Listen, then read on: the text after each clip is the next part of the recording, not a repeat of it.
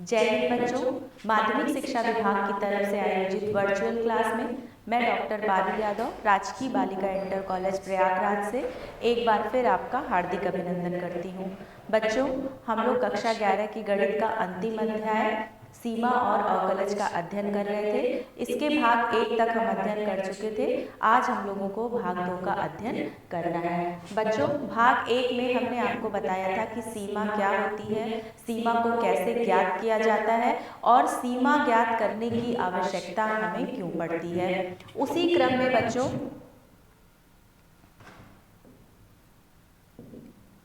हम लोग फलन की दक्षिण पक्ष सीमा व वाम पक्ष सीमा यानी कि राइट हैंड लिमिट और लेफ्ट हैंड लिमिट का अध्ययन कर रहे थे। ये हम आप लोगों को हमने पिछली क्लास में बता दिया था, फिर भी हम लोग इसका एक क्विक रिवीजन कर लेते हैं। जब किसी पॉइंट पर हमको लिमिट चेक करनी होती है तो हम उसके नेबरहुड पॉइंट यानी उसके आस पड़ोस में जो है देखते हैं कि फंक्शन का नेचर क्या है। लेफ्ट हैंड लिमिट में जाने के लिए हम h एक वेरी स्मॉल क्वांटिटी एज्यूम करते हैं और जब हमारी मान लीजिए लिमिट हमको x टेंड्स टू a पर चेक करनी है तो a से थोड़ी कम क्वांटिटी यानी कि -h पे जब चेक करते हैं तो उसे हम वाम पक्ष सीमा बोलते हैं और जब हम x बराबर a प्लस एच लिख करके चेक करते हैं तो उसे फलन की दक्षिण पक्ष सीमा बोलते हैं। अब सीमा के जिस तरीके से हम सीमा निकालते हैं दक्षिण पक्ष सीमा और वाम पक्ष सीमा, तो सीमा के अस्तित्व के लिए कब किसी फलन की सीमा या लिमिट एग्जिस्ट करेगी और कब नहीं, ये जानने के लिए क्या कंडीशंस होती हैं हम ये देखेंगे। हमें मालूम है बच्चों कि जब हम लिमिट निकालते हैं तो लेफ्ट हैंड लिमिट को मान लीजिए कि y कोई फंक्शन है f(x) का, f(x) की लिमिट हमें चेक करनी है x बराबर a पर। तो लिमिट मान लीजिए f(x) है और तब हम a माइनस पर चेक करते हैं, तब ये हमारी जो है वाम पक्ष सीमा कहलाती है और जब हम इसको a प्लस पर चेक करते हैं तो ये हमारी दक्षिण पक्ष सीमा कहलाती है। अब मान लीजिए दक्षिण पक्ष सीमा और वाम पक्ष सीमा दोनों एक ही क्वांटिटी, सपोज दैट हमने यहाँ पर स्मॉल l एज्यूम कर लिया है, अगर उसके बराबर होती है यानी कि यदि किसी फलन की राइट हैंड लिमिट और लेफ्ट हैंड लिमिट दोनों आपस में बराबर होती हैं, तब हम कहते हैं कि किसी दी हुई नंबर जैसे मान लीजिए यहाँ पर x बराबर a है तो x बराबर a पर फलन की सीमा का अस्तित्व है। कभी कभी जब आप सवालों को हल करेंगे तो आप देखेंगे बहुत से प्रश्नों में ऐसा होता है कि लेफ्ट हैंड लिमिट और राइट हैंड लिमिट आपस में बराबर नहीं होती है, तो हम कहते हैं कि दिए हुए बिंदु पर फलन की सीमा का अस्तित्व नहीं है। सीमा के एग्जिस्टेंस के लिए यानी कि लिमिट के एग्जिस्टेंस के लिए जो है आपका लेफ्ट हैंड लिमिट और राइट हैंड लिमिट का बराबर होना जरूरी होता है। नेक्स्ट है सीमाओं का बीजगणित। जिस तरीके से हम कोई भी संक्रिया पढ़ते हैं तो वो कुछ सर्टेन अलजेब्रा को फॉलो करती हैं, तो सीमाओं का बीजगणित क्या होता है, सीमाओं में क्या क्या रूल्स अलजेब्रा के अप्लाई होते हैं ये हम देखेंगे। सपोज दैट हम मान लेते हैं कि मान लीजिए x टेंड्स टू a है, कोई फलन f(x) है, वो इसकी लिमिट a के बराबर है और दूसरा फंक्शन हमने एज्यूम किया है limit x tends to a पर कोई दूसरा फलन है gx, उसकी जो लिमिट है मान लीजिए कि वो एक सर्टेन क्वांटिटी b के बराबर आती है। तो अब अगर हम limit x tends to a है और फंक्शन इस तरीके से f(x) प्लस gx के फॉर्म में लिखा हुआ है आपका, तो ये जो है या माइनस दोनों यहाँ पर हम एक ही साथ लेके चलेंगे, फंक्शन या तो f(x) प्लस gx के फॉर्म में दिया है या f(x) माइनस gx के फॉर्म में दिया है। तो जो लिमिट है इसको हम इस तरीके से भी लिख सकते हैं, limit x tends to a f(x) plus limit x tends to a gx या फिर limit x tends to a f x minus limit x tends to a g x, और ये बराबर होगा आपका a प्लस बी पहली situation में और a माइनस बी दूसरी सिचुएशन में। नेक्स्ट है बच्चों कि अगर दो फंक्शन एक दूसरे के मल्टीपल के रूप में लिखे हुए हैं, यानी कि इस तरीके से लिखा हुआ है एफ एक्स इंटू जी एक्स, तब भी लिमिट क्या होती है, डिस्ट्रीब्यूटिव होती है। इसको हम इस तरीके से लिख सकते हैं limit x tends to a f x into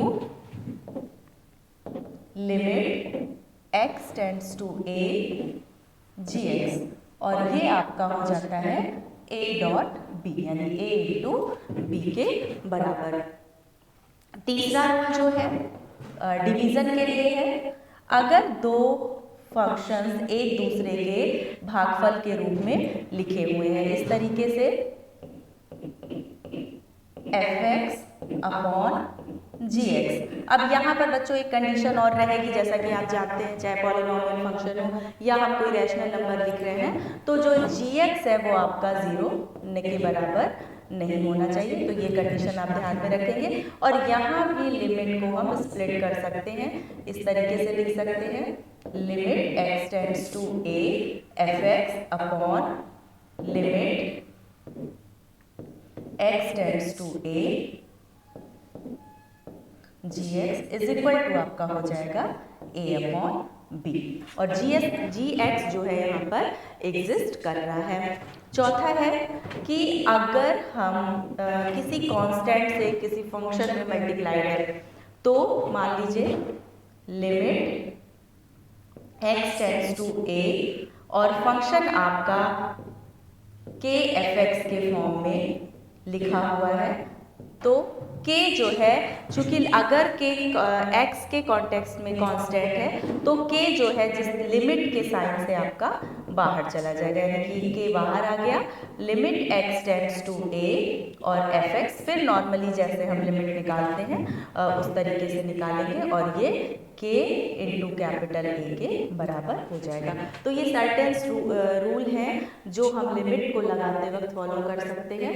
बहुत इनमें से बहुत सारी कंडीशंस हम जब अभी आप आगे क्वेश्चंस को सॉल्व करेंगे तो आपके सामने आएंगी। तो ये रूल्स जो है लिमिट के या अलजेब्रा ऑफ लिमिट्स जिसे बोलते हैं, आप इसको फ्रीक्वेंटली यूज कर सकते हैं क्वेश्चंस को सॉल्व करते वक्त।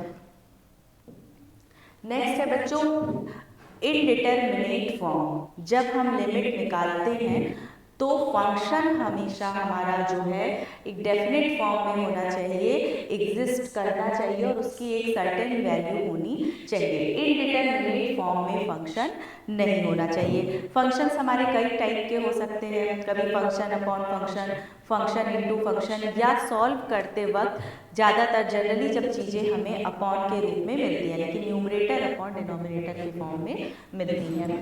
तो कुछ रूल्स हैं जो अनिर्धारित सिचुएशन हमारे सामने आती हैं, जैसे अभी आपने पढ़ा होगा मैथमेटिक्स में 0 अपॉन 0 इसे डिफाइन नहीं किया जा सकता है। तो जब हमारा क्वेश्चन को लिमिट पुट करते वक्त, अब जब हम कोई भी फंक्शन हमें दिया हुआ हो तो जब हम उसमें लिमिट पुट करेंगे तो हम डायरेक्टली लिमिट नहीं पुट कर सकते। कुछ क्वेश्चंस में कर भी सकते हैं और कुछ क्वेश्चंस में नहीं कर सकते हैं। जहाँ पर हमारा इनडिटरमिनेट फॉर्म यानी कि 0 अपॉन 0, इनफाइनाइट अपॉन इनफाइनाइट, या इनफाइनाइट की पावर इनफाइनाइट, या फिर आपका 0 अपॉन इनफाइनाइट, या फिर आपका इनफाइनाइट अपॉन 0, इस तरीके की जो सिचुएशंस होती हैं या और भी कुछ फंक्शंस हैं, तो ये सिचुएशंस हमको अवॉइड करनी होती हैं। हम अपने जो हमें फंक्शंस दिया होगा, अभी आगे जब हम आपको पढ़ाएंगे तो उसमें देखेंगे कि किस तरीके से हम अपने फंक्शंस को फिर उनका रूप चेंज करते हैं। मैथमेटिक्स के सर्टेन रूल को अप्लाई करके बहुत सारे रूल हैं जो डिफरेंट सिचुएशन में हम यूज़ करेंगे, लेकिन हमको क्वेश्चंस को सॉल्व करते वक्त या लिमिट को निकालते वक्त इन सिचुएशंस को क्या करना है, अवॉइड करना है। इनको इनको मैथमेटिक्स में अनिर्धारित रूप या इनडिटरमिनेट फॉर्म कहते हैं। अगर डायरेक्ट लिमिट पुट करने पर हमारी इस तरीके की सिचुएशंस आ रही हैं तो इसका मतलब ये है कि हमें अपने फंक्शन के ऊपर कुछ रूल अप्लाई करके उसको चेंज करने की ज़रूरत है, उसको इनडिटरमिनेट फॉर्म से नॉर्मल फॉर्म में लाने की ज़रूरत है। वो हमें कैसे करेंगे, कितनी सिचुएशंस होती हैं, इसको आगे चल के अभी हम वन बाय वन देखेंगे। इसमें जो बच्चों सबसे पहले टाइप 1 है फलन की सीमा ज्ञात करने की विधि में, वो है परिमेय फलन की सीमा। अब मान लीजिए यहाँ पर देखिए आपको एक क्वेश्चन दिया हुआ है, लिमिट फंक्शन है आपका x² - 2ax plus a² upon x minus a का x बराबर a पर मान ज्ञात करना है। अगर इस फंक्शन की limit x tends to a है तो हमें इस फंक्शन की लिमिट ज्ञात करनी है। अब बच्चों हम ये देखेंगे कि अगर इस फंक्शन में आप डायरेक्टली a रख के देखते हैं, क्या होगा अगर हम इस फंक्शन में डायरेक्टली a रख देंगे। आप देखिए कि ये a² हो जाएगा, ये -2a² हो जाएगा और ये +a² हो जाएगा और ये क्या हो जाएगा a माइनस a।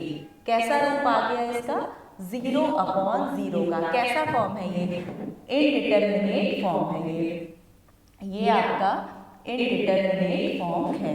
इस सिचुएशन को हमको अवॉइड करना है तो हम क्या करेंगे, किस तरीके से इस सिचुएशन को चेंज करेंगे। तो इसके लिए दो रूल्स होते हैं, या तो हम ऊपर वाला जो न्यूमरेटर है उसका कोई फैक्टर गुणनखंड आप लोग पढ़ चुके हैं छोटी क्लासेस में, उसका हम लोग गुणनखंड करते हैं और जो ऊपर नीचे यानी कि अंश और हर में से जो फैक्टर्स कैंसिल हो जाते हैं उनको कैंसिल करते हैं और फिर से चेक करते हैं कि हमारा जो इनडिटरमिनेट फॉर्म है वो एलिमिनेट हो गया है या नहीं। अगर ऐसा हो जाता है तब हम उस फंक्शन में लिमिट पुट करते हैं। पहली सिचुएशन तो ये हो गई। दूसरा, कभी कभी ऐसा होता है कि जो अगर मान लीजिए आपका पॉलिनोमियल फंक्शन है ये px अपॉन qx, लेकिन कोई भी कॉमन फैक्टर आपको px और qx में नहीं मिलता है, तब हम क्या करते हैं, जिस तरीके से बहुपदों का भाग होता है उस तरीके से भाग करके और उसके बाद हम फंक्शन में लिमिट को पुट करते हैं। तो आइए इसका सलूशन देखते हैं। अब इस सिचुएशन में हम क्या करेंगे, ये तो कुछ परिस्थितियां हो गई हैं, ये मैंने समझाने के लिए लिखा है। क्वेश्चन का सलूशन बच्चों आपका यहाँ नीचे है। अब हमें पता है कि हमने चेक कर दिया है रफ में कि ये इनडिटरमिनेट फॉर्म है। अब देखने से क्या लग रहा है, x² - 2ax प्लस a²। जब हम इसको फैक्टर करेंगे तो हम देखेंगे कि ये x माइनस a का होल स्क्वायर है। तो इसको हमने लिख दिया x माइनस a का होल स्क्वायर, या आप इसको लिख सकते हैं x minus a into x minus a और x माइनस a डिनोमिनेटर में है। एक टर्म जो है वो आपका कैंसिल हो जाएगा। अब आप देख सकते हैं कि जो इसका इनडिटरमिनेट फॉर्म था वो क्या हो गया है, खत्म हो गया है। तो अब हम इसमें लिमिट को पुट करेंगे तो ये क्या हो जाएगा, a minus a is equal to 0।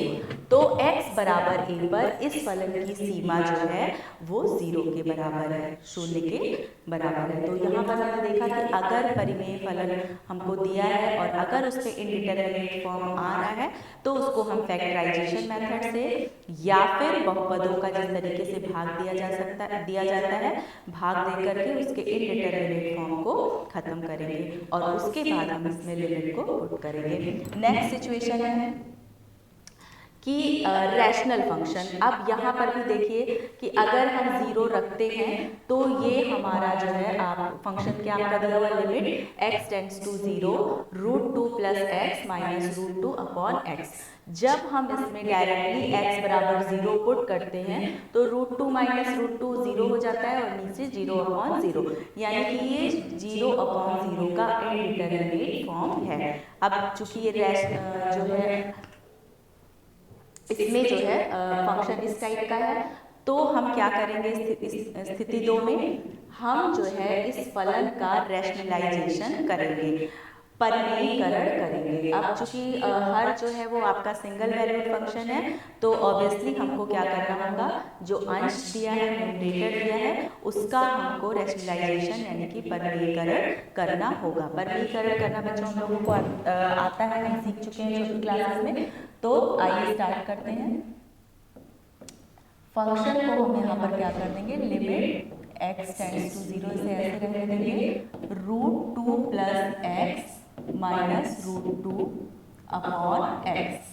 अब यहाँ पर हम इसमें अगर √2 + x + √2 अपॉन √2 + x + √2 से मल्टीप्लाई और डिवाइड कर दें तो फंक्शन की वैल्यू में कोई चेंज नहीं होगा, क्योंकि इसकी वैल्यू किसके बराबर है, 1 के बराबर है। तो अगले स्टेप में हम इसे सॉल्व करेंगे। लिमिट अगेन आपकी x टेंड्स टू 0 है। अब ये देखिए a + b और a - b का फॉर्मूला है, यानी कि a² - b², √2 + x का स्क्वायर और माइनस √2 का स्क्वायर, और यहाँ पर आपका क्या हो जाएगा, x इन ब्रैकेट √2 + x + √2। अब इसको हम और सॉल्व कर लेंगे। लिमिट x टेंड्स टू 0 है आपकी, इसकी वैल्यू आपकी √2, रूट यहाँ से आपका हट जाएगा तो इसकी वैल्यू आपकी हो जाएगी 2 + x के बराबर, और इधर आपका हो जाएगा माइनस, रूट यहाँ से भी आपका हट जाएगा तो इसकी वैल्यू आपकी हो जाएगी 2 के बराबर, और यहाँ पर इसको एज इट इज रहने देंगे, √2 + x और प्लस √2। अब ये 2 से आपका ये 2 कैंसिल हो जाएगा और x से आपका x कैंसिल हो जाएगा, तो फलन क्या बचेगा आपका, limit x tends to 0 1 upon √2 + x + √2। तो यहाँ पर हम देखेंगे, अब हम जो इनडिटरमिनेट फॉर्म था जिसकी वजह से इस फंक्शन को सॉल्व कर सकने में असमर्थ थे, वो जो है अब क्या हो गया है, हट गया है, फंक्शन अपने नॉर्मल फॉर्म में आ गया है, और अब हम इसमें डायरेक्टली जो है लिमिट को पुट कर सकते हैं। तो यहाँ पर एक लाइन लिखेंगे आफ्टर पुटिंग द लिमिट, और फिर क्या हो जाएगा हमारा 1 अपॉन, इसको सॉल्व कर दिखाएंगे भी हम कि हमने लिमिट पुट की है, वो वाला स्टेप जो होगा वो हमारा विजिबल होना चाहिए कि यहाँ पर हमने x के स्थान पे, तभी हमारा यहाँ से लिमिट x टेंड्स टू 0 जो बार बार हम हर स्टेप में लिखते आ रहे हैं, तो यहाँ पर वो स्टेप अगर डिसअपियर हो रहा है तो हमको क्वेश्चन में दिखना चाहिए जहाँ पर आप सॉल्व कर रहे हैं कि आपने लिमिट कहाँ पर पुट की है। तो अब ये आपका जो है 1 अपॉन 2 √2 के बराबर हो जाएगा, यानी कि x बराबर 0 पर दिए हुए फलन की सीमा जो है 1 अपॉन 2 √2 के बराबर है। तो बच्चों ये स्थिति 2 थी जब हमने देखा कि परिमेय फलन तो है, रैशनल फंक्शन है, px अपॉन qx का है, लेकिन जो फंक्शन है उसके जो टर्म है वो आपके मतलब क्यूब रूट्स में है, तो उसमें हम वर्गीकरण यानी रैशनलाइजेशन की प्रोसेस के द्वारा जो फंक्शंस हैं उसको हम और सिंप्लीफाई कर सकते हैं। नेक्स्ट है कि परिमेय फलन की सीमा ज्ञात करना रैशनल फंक्शन की, कि जब लिमिट आपकी x टेंड्स टू इन्फिनिटी दी हुई है। अब बच्चों जब यहाँ पर हम जो है लिमिट पुट करेंगे तो आप क्या देखते हैं, जब आप x के स्थान पर इनफाइनाइट रखेंगे तो आपकी सिचुएशन किस तरीके की आपको फंक्शन प्राप्त हो जाएगा, इनफाइनाइट अपॉन इनफाइनाइट का। अगर आप डायरेक्टली लिमिट इसमें पुट करते हैं तो जो है अब हम यानी कि, और ये हमने जो अनिर्धारित रूप इंडिटरमिनेट फॉर्म पढ़े हैं उसी में से एक है 0 अपॉन 0 हो या इनफाइनाइट अपॉन इनफाइनाइट हो। तो अब यानी कि हमको इस सिचुएशंस को क्या करना है, अवॉइड करना है, इस फंक्शन को हमको कन्वर्ट करना है ताकि फंक्शन की जो सीमा है उसका हम एक निश्चित मान x टेंड्स टू इनफाइनाइट पर दे सकें। तो इस सिचुएशन में हम क्या करते हैं बच्चों, ये देख लीजिए, ऐसी स्थिति में कि जो मैक्सिमम पावर दी होती है, क्योंकि यहाँ पर फंक्शन की मैक्सिमम, चूंकि क्वाड्रेटिक फंक्शन है तो x की जो पावर है वो क्या है 2, तो जो मैक्सिमम पावर वाला टर्म होता है वो वो मैक्सिमम पावर वाला जो वेरिएबल है उसको हम न्यूमरेटर और डिनोमिनेटर दोनों से कॉमन ले लेते हैं। तो कॉमन लेने पर क्या होता है, limit x tends to infinite. अब हम अगर कॉमन ले लेंगे तो यहाँ पर एक्स स्क्वायर हमने कॉमन लिया तो यहाँ पर आपका बचा 5, ये आपका हुआ 3/x और ये हुआ 1/x स्क्वायर। सेम जब हम डिनोमिनेटर में से लेते हैं कॉमन एक्स स्क्वायर तो ये आपका बचता है 3, ये आपका हो जाएगा 2/x और ये वाला टर्म हो जाएगा आपका 4/x स्क्वायर। अब एक्स स्क्वायर से एक्स स्क्वायर हम कैंसिल कर देंगे। अब जो लिमिट हम पुट करेंगे तो हम क्या देखेंगे कि जब यहाँ पर हम इनफाइनाइट रखते हैं, यहाँ पर रखते हैं, यहाँ पर रखते हैं तो ये टर्म 0 हो जाएगा, लेकिन जो पूरा का पूरा न्यूमरेटर यानी कि अंश है वो 0 नहीं होगा। सिमिलरली जब हम हर में लिमिट पुट करते हैं, डिनोमिनेटर में लिमिट पुट करते हैं तो हम देखेंगे कि सेकेंड और थर्ड टर्म हमारे 0 हो जाएंगे, लेकिन चूंकि फर्स्ट टर्म क्या है वो फ्री फ्रॉम एक्स है यानी कि तो उसमें हमको लिमिट पुट नहीं करनी है, तो डिनोमिनेटर भी आपका 0 नहीं होगा। तो जो हमारी प्रॉब्लम थी इनडिटरमिनेट फॉर्म की वो अब क्या हो गई है, सॉल्व हो गई है। तो अब हम यहाँ पर लिमिट को पुट करेंगे। तो अगले स्टेप में जब भी हम लिमिट हटाएंगे तो हमने आपको बार बार बताया कि लिमिट पुट करना आपका दिखना चाहिए। तो ये आपका 3/5 0 हो गया, 3 + 0 + 4/x स्क्वायर लिमिट पुट कर रहे हैं 0 के बराबर। इसको सॉल्व करने पर हमको क्या वैल्यू मिलती है, 5/3। तो यहाँ पर इनफाइनाइट लिमिट थी, x टेंड्स टू इनफाइनाइट और फंक्शन था रैशनल फंक्शन, इनडिटरमिनेट फॉर्म आ रहा था। उस इनडिटरमिनेट फॉर्म को हटाने के लिए यहाँ पर चूंकि अब मैक्सिमम पावर स्क्वायर थी, क्यूब हो, फोर्थ पावर हो, जो भी वॉटेवर पावर हो, मैक्सिमम पावर जब हम निकालेंगे तो हमेशा ही हमारा जो फर्स्ट टर्म होगा, और इसमें एक चीज़ और भी ध्यान देंगे कि ऊपर नीचे जो फंक्शन का टाइप है वो सेम होना चाहिए। तो हम निकालेंगे जब मैक्सिमम पावर तो आप ऑब्वियसली जो पहला टर्म है वो फ्री पावर से जो है वो फ्री हो जाएगा, एक कांस्टेंट में कन्वर्ट हो जाएगा, और जब फिर हम 1/∞ करेंगे तो रेस्ट टर्म हमारे क्या हो जाएंगे, 0 के बराबर हो जाएंगे और हमको एक डिस्टिंक्ट वैल्यू, एक निश्चित मान मिल जाएगा। किसी फलन की सीमा हम इस तरीके से ज्ञात कर सकेंगे। नेक्स्ट है कि अब स्थिति 4 के कुछ विशेष फलनों की, अब चूंकि इतने ही फंक्शन हम पढ़े हैं, लेकिन कभी कभी फंक्शंस जो होते हैं डेफिनेट टाइप के होते हैं, डिफरेंट टाइप के होते हैं, तो उनको सॉल्व हम किस तरीके से करेंगे कि हमारे बहुत से फंक्शंस बचे हैं, एक्सपोनेंशियल फंक्शन है, लॉग का फंक्शन है या ट्रिग्नोमेट्रिक फंक्शन है। चूंकि अब हम हर टाइप के फंक्शन अब हम लोग पढ़ चुके हैं, तो उससे ओवरकम करने के लिए हम कौन से रूल अप्लाई करेंगे कि उनका इंडिटरमिनेट फॉर्म भी खत्म हो जाए और हम अगर उन फंक्शंस की लिमिट निकाल रहे हैं तो हमको एक डिस्टिंक्ट वैल्यू मिल जाए। तो बच्चों यहाँ पर कुछ एक्सपेंशंस लिखे हुए हैं, उन एक्सपेंशंस को आप ध्यान से देखेंगे। जो पहला वाला एक्सपेंशन है वो तो सिंपल बाइनोमियल एक्सपेंशन है जिसे आप पढ़ चुके हैं, इसका एक रूल पढ़ चुके हैं, यहाँ पे सॉल्व फॉर्म में लिखा हुआ है। तो ये तो आपका a + b का अगर n की पावर है तो उसको जिस तरीके से हम द्विपद प्रमेय का उपयोग करके खोलते हैं, तो पहला वाला आपका इसी तरीके से है।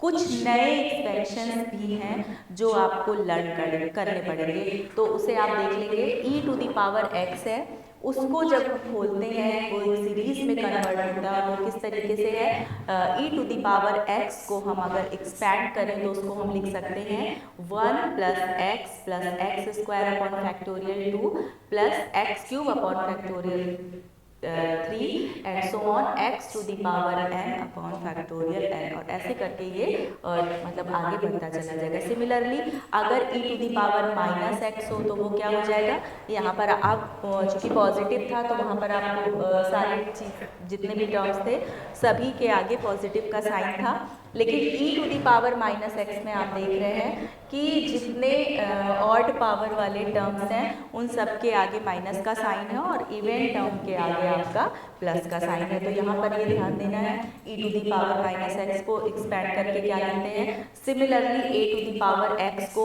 जहाँ पर a कोई भी कांस्टेंट हो सकता है, उसको हम लिखते हैं 1 plus x log A base E plus x log a base e का square upon factorial 2 cube upon factorial 3 and so on. तो ये जो एक्सपेंशंस हैं बच्चों, ये आपको लर्न करने पड़ेंगे। इसी तरीके से log 1 प्लस एक्स का आप देख लेंगे। आप ट्रिग्नोमेट्रिक एक्सपेंशंस भी देखेंगे, साइन एक्स को क्या लिखते हैं, कॉस एक्स को क्या लिखते हैं, ये सब आपको जो है लर्न करना पड़ेगा। tan x का, और बच्चों जो मोस्ट इम्पॉर्टेंट है ये लास्ट वाला एक्सपेंशन है, इस पे बेस्ड क्वेश्चंस बहुत ज़्यादा पूछे जाते हैं, कंपटीशन में भी पूछे जाते हैं। तो इसे आप ध्यान से देखेंगे, जब अभी हम इसको आगे सॉल्व कराएंगे तो इसको सॉल्व करने का तरीका बताएंगे, लेकिन ये एक्सपेंशन आपको लर्न करना है, इसमें बहुत ध्यान से देखिएगा।